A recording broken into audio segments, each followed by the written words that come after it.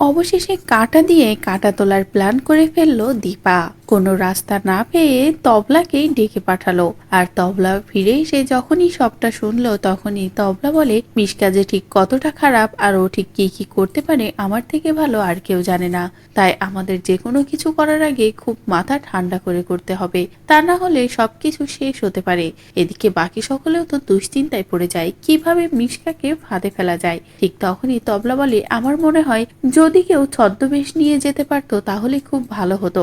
এমন একটা ছদ্মবেশ নিতে হবে যার প্রতি যেন মিশকার বিন্দুমাত্র সন্দেহই না হয়। ঠিক তখনই দীপা বলে, আমি বুঝেছি, ডাক্তারবাবুকে এবার সাজাতে হবে।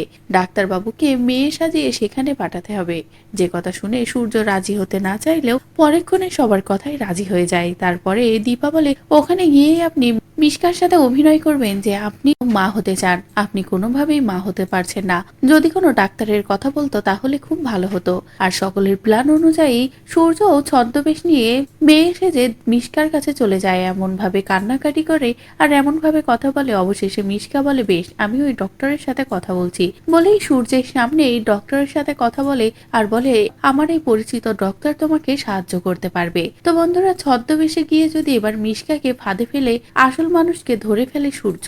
এদিকে মিশকা যদি সত্যটা বুঝতেও না পারে, যে সূর্যকে এত বছর ধরে চেনে সেই সূর্যকেও চিনতে না পেরে নিজেই সব সত্য সূর্যের সামনে আনে, তাহলে সেটা দেখতে তোমাদের ঠিক কেমন লাগবে কমেন্ট করে জানাও। পরবর্তী আপডেট পেতে চ্যানেলটি সাবস্ক্রাইব করো।